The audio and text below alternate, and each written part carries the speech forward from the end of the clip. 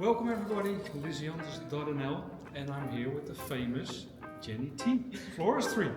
Hi. Wow, such an honor to have you next to me. Oh, thank you. Well, it's an honor to be here and get to make an arrangement next to you. Yeah, and we have beautiful Lisianthus. Oh my goodness. Yes. We've got the Rosa Red and the Julius Grape, two of my favorites actually. And you picked them, so obviously you like them as well. I love them. When I walked up, the very, very first one my eye went to was the red. It is really a bright color. So, you're gonna challenge me, I can already see. Yes, but there's nothing to think about. Like, you just kind of take the wire and just like make it into shapes in your hands, and we're just gonna keep going with that for a while. And then when we're done, we'll put that into a bigger shape and add our flowers. This part we don't think about, so we can talk. Okay, oh, that's great. I can feel the pressure building up already. Yeah. So let's start with the beginning. Yes. Yeah. I'm a twin. You're a twin? Yes. Okay. Yeah. Identical twins? Oh, I hope not. It's a boy. Oh, okay. Not an identical twin. I'm 2 minutes older. Okay. You were born. And when was the first time you thought, okay, I want to become a florist, or I want to get involved with flowers, or I love flowers? When did that happen? It wasn't until I was in college, university. Yeah, I was studying for art in art program. Always artist. I was the kid that was painting and drawing in my room and making a mess on the carpet, and my mom she stopped arguing after that. Yeah. And I went to school for graphic design, and I named it to flower. You thought, I can be creative with flowers as well? I walked in and it was cool. Yeah.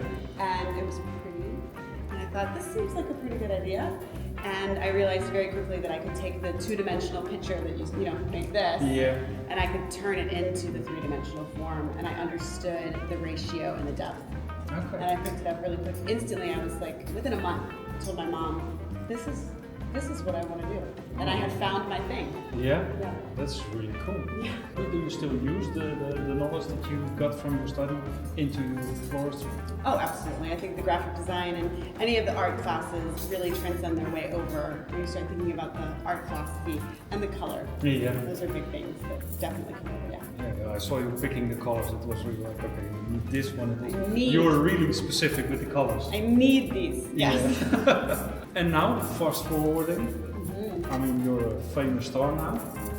Thank you. Yeah. I mean, I don't think that, but No? No. I just love what I do. So yeah, I don't think that. I love to travel and teach and speak and do competitions and lectures and demonstrations. I love to speak about creativity.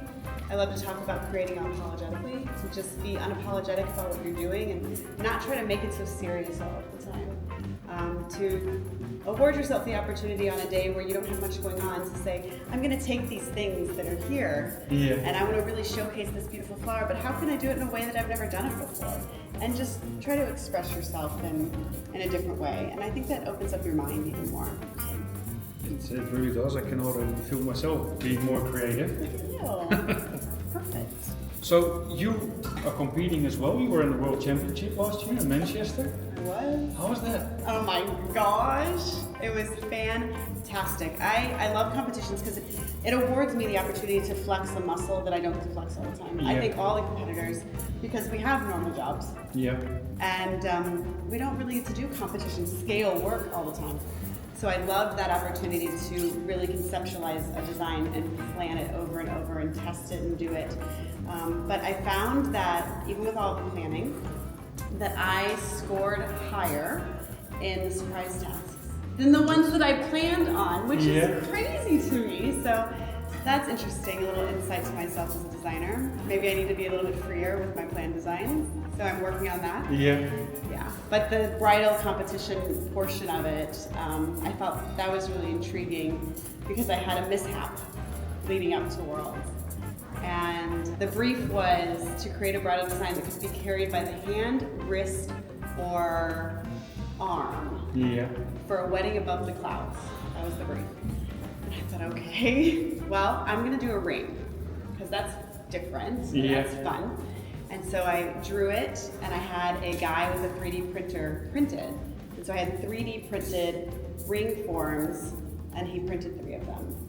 And I didn't mess with them. I kept them safe in my studio. I worked on the other bigger things. And I was practicing 2 days before I left. Yeah. For Worlds.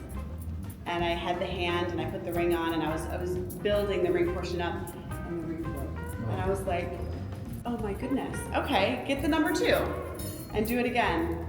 The ring broke. Get the number 3 and I was like, oh my gosh, the ring broke. All of them broke and now I have nothing. And I leave for Worlds in 2 days. So I had to do what I always say. I had to create unapologetically. I had to figure out how was I going to make this work. And it ended up being my favorite planned piece because I just had to think outside the box. It just had to be like this. It absolutely had to be. The other one didn't work. Yeah. Yeah, so it was fun. How's the competing part? Being actually in? Yeah, with all the, I mean, there's so much stress obviously involved. Yeah. But does it make you a better florist or better designer? Would you recommend it to other people? I would absolutely recommend it to everyone. I don't think it's for everyone, but I think that it's great character building for yourself in everyday life, how you deal with stress, how you deal with adrenaline, how you deal with challenges and adversity, and I think it's really, really wonderful for all of those things. For a designer that really loves to push themselves and be thrown into the deep end, and like, here's this pile of stuff, make it amazing. Yeah. I love that challenge. I think that it pushes me personally as a designer. Yeah. It really keeps you creative, of course, when there's a surprise thing, or of course the ring was was not really planned, but it's things happen like that, and then, as you said, it happened for the better. Absolutely. Yeah, it was meant to be. Absolutely. And I don't look at other people's designs like. Even at Worlds, I made a conscious effort every time we walked by that I just had blinders on. Yeah. I didn't look at anybody's booth until we were done with all the plan designs, because I think you find yourself subconsciously going, oh, well, they did this. Well, maybe I should do that. You know? And I didn't want to do that. I wanted to stay really true to what I was coming to do. True to your own style. Yep. Okay, so now you're gonna need to help me out. What are we going to? So I'm just winding this on top of itself and creating a garland kind of, so it'll be thicker in the middle portion, and then it's going to taper off to be a little bit thinner and pointed on the ends. And we've got extra wire here, so we can keep going until it gets as thick as you like it, and then we're going to make it into a form that we're going to put our flowers through a spiral hand type look. So I'm not there yet. I just don't think this is thick enough yet. But then probably I'm not finished yet as well. Well, how does it feel? Stressful. Got it. Then you're not there yet. Keep doing it. You'll get there. What about you? How did you get into flowers? How did I get into flowers? I got an uncle who was growing flowers outside in the field, and I needed a job because I wanted a new bicycle from Holland. So then my parents said, if you want a new bicycle, you need to find yourself a job. Because they weren't going to pay for it. No.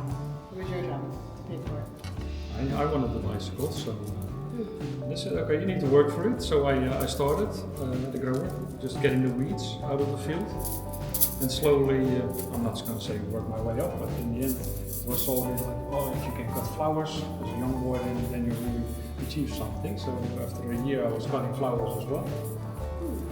And then from one thing to another, and then I'm now here with you. So. Wow. When I was young, I thought I don't want to work with flowers, but in the end, if you see when you give away flowers to somebody and you see the look in somebody's eyes, I think that's all worthwhile being in this industry, because it's not an easy industry. It is not an easy industry, I agree with that. And there's nothing like finding people that love flowers. When you find your people that love flowers, it's great. Everyone understands what it's about, right? And that's especially when you're on conventions, things where we are right now, with all people with the same mindset and love the flowers, and you can talk about what you love. That's really cool. Talk about flowers all day. Yeah. Yeah, I always say that we are an interesting group because we don't really use like our words sometimes to talk. We use our love of like color and texture and line and fragrance, and you don't even have to speak the same language with people that love flowers. And you can't go wrong with flowers. It's funny, probably we'll see in the end as well. I mean, I'm trying to copy you, but it will always look nice because you use flowers. Yeah, absolutely. I agree. How can it be ugly? It can never be ugly. We're working with Lisianthus, as we call it, the special ingredient, or the secret ingredient, sorry, because we think it's, most of the time it's in a bouquet, and people cannot say which flower it is, and that's why it's the secret ingredient. your work? Do you work a lot with Lisianthus? I do. I really do love Lisianthus. I love the fact that it has beautiful shape and color. I love the buds. I know some people take the buds off, but I think it's great to showcase the different stages of that flower. Yeah. It really gives it a lot of vitality, shows a lot of life to it, and I love the longevity of them too. Yeah, they're really well So, going with the shape. yep, so I'm going a little bit like looser, a little bit transparent. Yeah. There's not a lot of structure to it, so it's kind of like just a little bit messy, but I want to create a asymmetric crescent. Yeah. So one side will be a little bit taller than the other side, and we'll be putting our stems through. With a moon shape. Kind of like a moon shape. Yep, that's what we're going for. I'll try to keep my tongue in my mouth because when I'm concentrated, it's sometimes like. Okay, that's fair. That's fair. We all have our thing. Yeah. That's my thing. When I'm too concentrated drawing something, Yeah. people are laughing at me and ask what I'm doing, and yeah, that's the thing. And then you see a picture of yourself later, and you're like, "Why did my face look like that?" Yeah. So concentrated, and that's sometimes a pity when you see a designer working on a piece, and it's such a beautiful piece, but the designer is so concentrated. Like a me. But it's. I mean, we love working with flowers, but it's a profession. It is. I started my flower shop when I was 22. Yeah. So directly after college, you open your flower shop. Yeah, directly. Directly after. I thought now's not a good time, but now's kind of the best time because if I fail, Yeah. then I'm young. You Yeah. know? I opened up my flower shop in the States, in Missouri, Yeah. and it just turned 20 years old. Wow. Yeah. How is that possible? I don't know because I'm only 25. Yeah. So I have no idea how that's possible. I was trying to do the math, but it doesn't add up. Yes, I know. But you started with your flower shop, but you're doing so much more now. I mean, Yeah. tell me about it. I mean, we're going to use some tool as well soon. No? Yeah, we are going to use a tool as well. I found AIFD, so American Institute of Floral Designers. I found them in 2009. So at that point, my flower shop was 5 years old. Yeah. And I went to my very first AIFD convention in Kansas City. And it was like the doors opened in Wizard of Oz, when everything's black and white. Yeah. And then when the doors open, like it's Technicolor. It's like beautiful and bright, and the world is amazing. That's exactly how it was for AIFD with me. Yeah. I came back from AIFD and I realized this is what flowers could be. This is what flowers could do for me. I could do something that was avant-garde and sculptural and artistic and beyond my flower shop walls. And so I went and I got tested. I took the test, the PFCI test in Boston the next year, got inducted the following year in San Francisco, and I've attended AIFD every year since. I did my very first stage presentation at AIFD in Denver in 2015. In 2016, I became a member of the Telfloor Education Specialist team and started traveling all over the United States doing lectures and workshops. Yeah. And that really propelled me into this other world of floristry. And then from there, that's where I got into competitions and started other businesses on top of my previous business. Just sitting still is not for you. I can hear. It's not. No, it's not at all. I just love it so much that people say, you know, what do you do for work? I'm like, it's not really work for me. That's the thing, and that Work and play. Yeah, and the long hours that happens. But if you love what you do, Yeah. that really helps. Yeah, I love what I do, for sure. Okay, so that's what we're going for. So good. Trying to get there. Look at you. More or less. You're getting there. Yeah. Yep. So you'll pull it apart just a little bit. So see how there's a little bit of movement. Yeah. There's a little bit of broader shape to this. So I'm going to give you a little bit more. Get there. Because we can put our flowers as we push them in so we get some depth so it's not flat. There we go. Yeah. Less. Yeah, more or less. Okay, so now we have our beautiful flowers. So we have our red, right? Yeah, the rose are red. And then we have our grape. Yeah. And we're going to be doing the long stem, so we're going to use it for a bouquet. If it's too short, we don't want it because it's just going to not be long enough for us. So with our long stems, I don't create a handle on this because our flowers are our handle. Yeah. So I'm going to start with the red. because the red, that color is darker, so I can recede just a little bit further in. Yeah. Holding the structure itself and then pulling those flowers down. I don't want any foliage below my hand though. Okay. The leaves are so pretty though. We don't want to take all of them off. But if they are going to be lower than our hand for our binding point, we don't want to. You made such a nice structure. We want to see it as well. Yes, absolutely. So have you made a spiral hand type bouquet before? Yes, I did. Oh, okay. You're hired. Already? Yes. After 2 stems. Wow. 2 stems. Let's stop. Thank you very much, everybody. Okay, Thank goodbye, you for watching. goodbye. Okay. So what's the trick with spiral? Because I still see some florists struggling with spiral. Maybe you can tell me what's the trick with spiral? Well, I think you just have to know where the stems go. And I know that that's a horrible answer to give you, but it just takes practice. Practice makes perfect. Practice makes progress. It can't be perfect, but we can get progressively better the more we do it. I think that when you're learning, the best way is to turn it. Yeah. I think once you've learned and you don't have to turn it because it's like your mind's eye, you know where that stem needs to go. It's just practice. Unfortunately, there's not a magic button. And why is it so important to have the right technique? Well, so you know what you want to achieve. Yeah. I think you have to have the right techniques. For the spiral, I believe the flowers look better when they're in a spiral bouquet, but also for the flowers themselves, right? They're all supporting each other. They're not crushing stems onto one another. Especially in the States. We don't do spiral hand-tied bouquets when you go to the store. Yeah.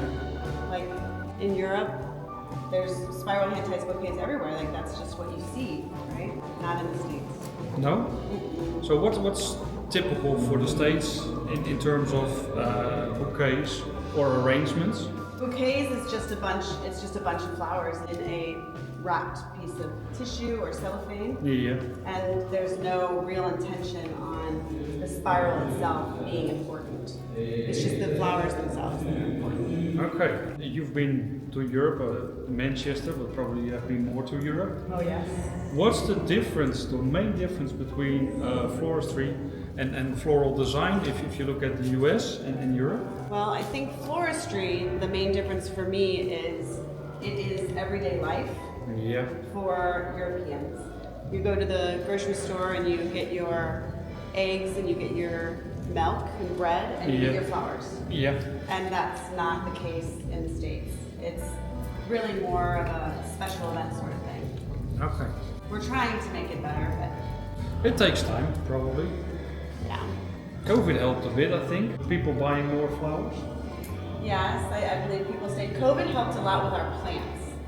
We really saw a lot of plant purchasing that grew a lot. Our plant numbers were fantastic. Our flowers were as well, but the plants were the most impressive number of growth. Okay, so I've got my red in. Yeah. And then I'm starting to bring just a little bit out just so it doesn't look like 2 different bouquets. Okay, you're going up as well. Some continuity. And going up as well. Look at you! Trying. Wow! That's fantastic. As far as the design, the floral design difference in the States and Europe, I believe the floral design, from my perspective, in the US, is not as technical as it is in Europe. And I love the technical side, which is why I'm really drawn to European design. It's really nice to see the differences. I think color-wise, Europe is more like one color and not mixing bright colors. In terms of, you already said it, it's for big events, flowers. What are the biggest flower holidays or the big sales days? The 2 biggest sales days for us are Mother's Day, which is always the first full week Sunday in May, and then Valentine's Day. Absolutely, beyond the shadow of a doubt, those are the 2 biggest ones. Like my flower shop that my future husband and I own in Dallas, Texas. This year at Valentine's Day, on the one day, which is February 14th, we delivered 1,300 flower deliveries. Wow.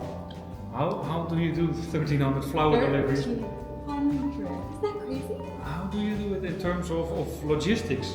I mean, making those 1,300 is already crazy, but did you call the owner of Uber or something and said, okay, I need 500 taxis today? You're very smart. Pretty much, yeah. But you have to think big if you got those numbers. It's a big thinking thing, and there's a lot of planning that goes into it, a lot of policies and procedures, a lot of spreadsheets, you know, because you have to make sure that you have the people and you have the flowers. That's very important.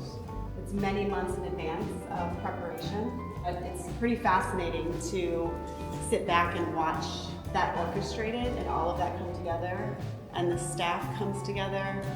It's very impressive. Yeah. And is there something special, let's say for Valentine's Day? Is it roses, or do you see more mixed bouquets? Or? Of course, roses are traditionally something that people think that you send on Valentine's Day. We, of course, offer it, but that is not our big push. We love to push a combination of flowers, a more garden aesthetic, and more beautiful colors. We change our menu and our offerings 4 times a year across our entire website.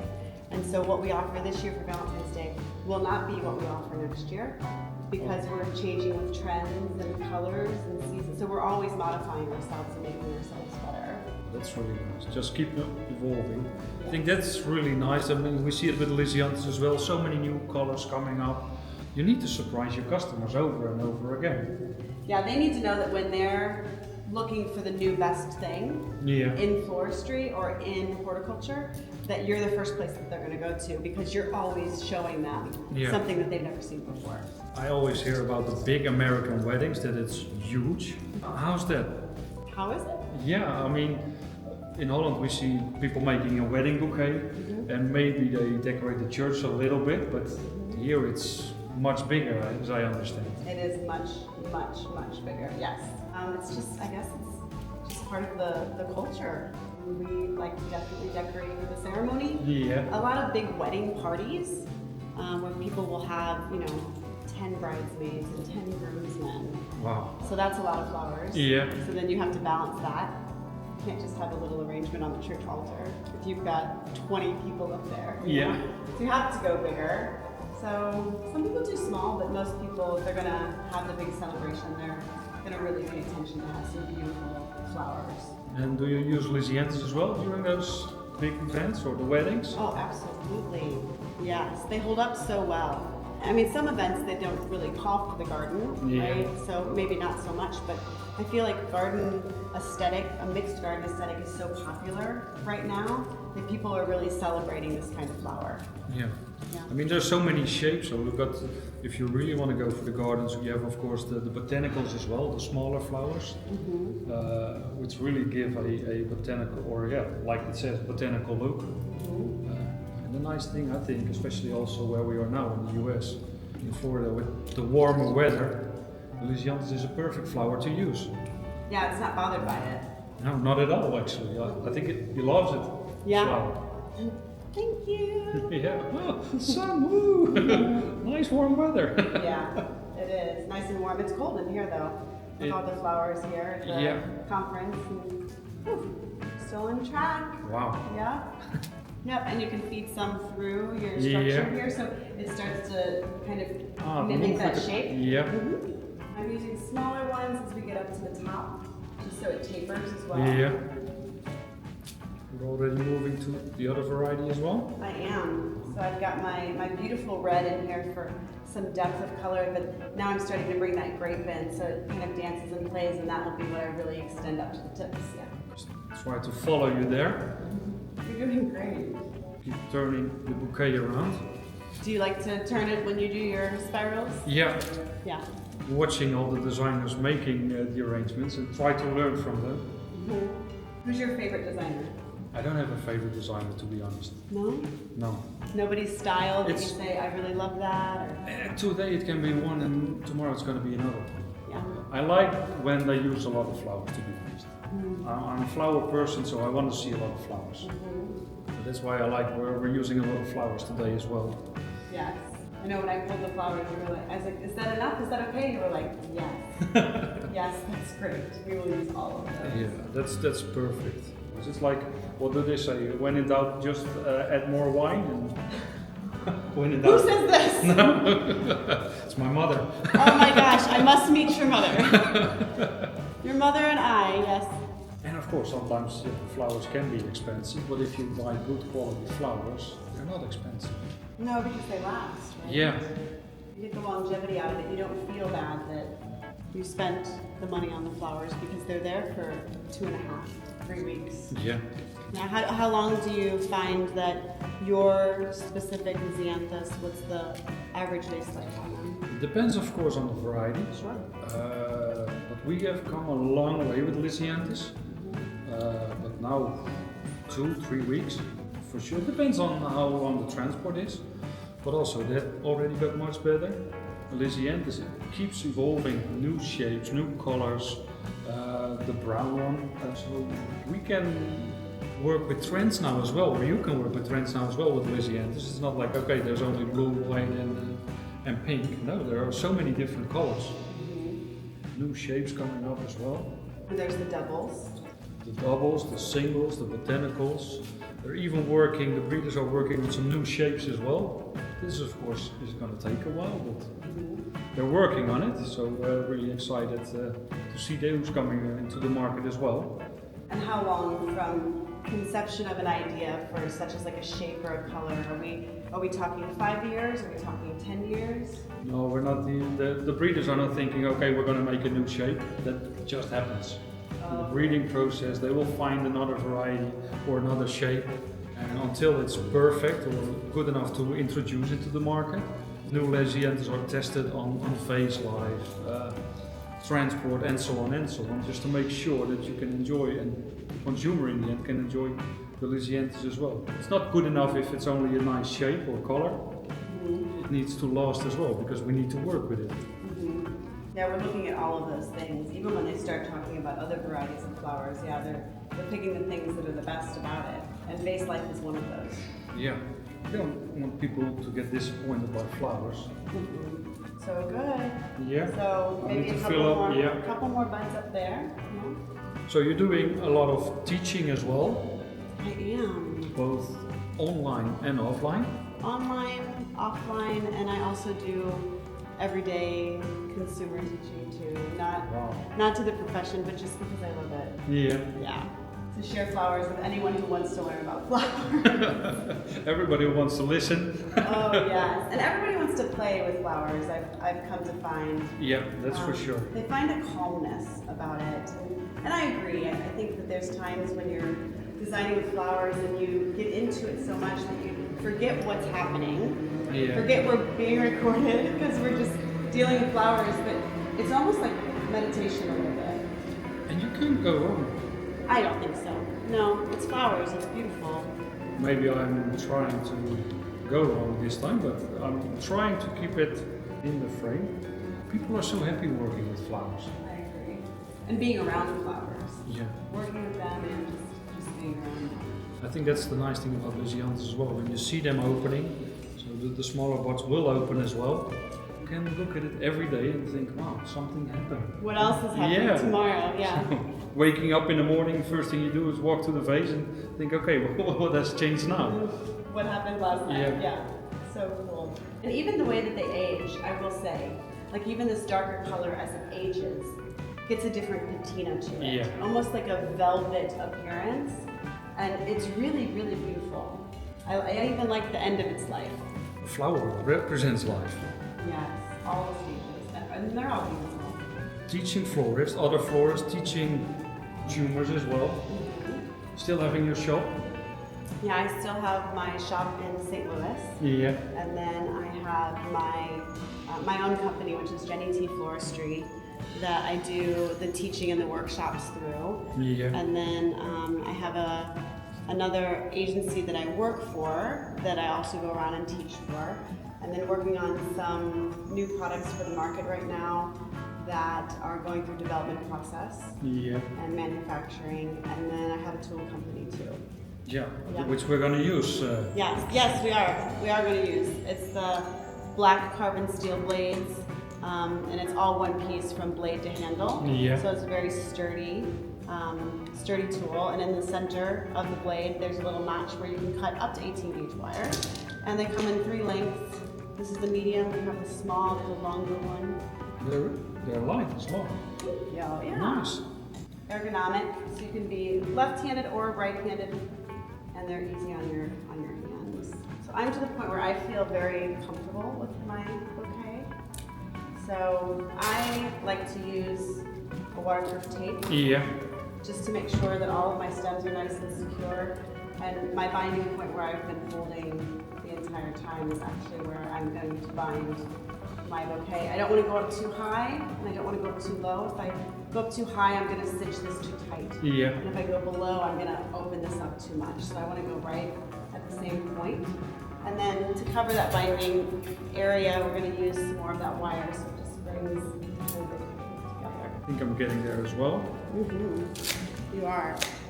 You said, I don't know if I can keep up. Look at you. Yeah. You're But doing great. You're a good teacher, so that helps. Oh, thank you. So cut it so it's a nice, beautiful spray. I love that about spirals. Yeah. That it just looks so beautiful when you're done. Very professional. Yeah. I'll pull it for you. Yeah. Yeah. Right. And it doesn't damage the stems as well. I'll tell you.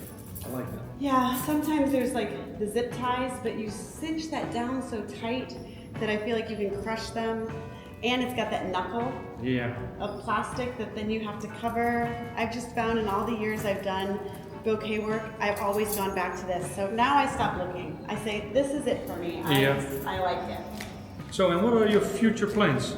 Because as I hear, every year you go bigger, better, and so on and so on. So, what's going to happen next? Well, I get married here in just a couple weeks. Yeah. That's a big one. And then after that, we look to next year and continue doing workshop tours into this year, and really thinking about entering in more competitions. Okay, cool. That's going to be really nice. Yeah. We're going to follow you. Okay. I'm going to follow you too. Yeah. Cool. Okay. We've got more wire. Yep. So I just open it up and I just put the end just straight in. So there's nothing that's going to stick out and hurt at the end. And then just make sure that I wind on top of that tape. And then just stick the cut end right back into the bouquet. Again, so nothing's going to hurt the hand. And it's okay if it overlaps. Yeah. And it's a little messy, not completely perfect, because this is a little messy. Yeah. Aesthetically, I think it matches just fine. But it's nice when it comes back again. Mm-hmm. I just cut that end piece there, and then wherever it's coming to an end, I just go ahead and cinch it back in and just tuck it up into the bouquet. Voila! It's always the testament, right? If it stands. Yeah, but that's your test. I'm just practicing. These little legs. Almost. Sometimes the stems in the center are too long. Like here, it's not touching, so your stems in the center are just a little too long. So just cut the center ones a little shorter, and you'll assist the legs. Let's see. I've seen this trick with designers. They just do like this. And it's there. Wow. Good job. Thank you so much. And thank you everybody for watching. Thanks. Hopefully you learned something. I'm really happy with it. I know, Thank you. Thanks. Beautiful. Beautiful Lisianthus. Yeah. I love it. I hope you guys enjoyed. Great, thank you. Oh, and don't forget to like and subscribe. Great. Oh. Thank you. Right on time. That's great.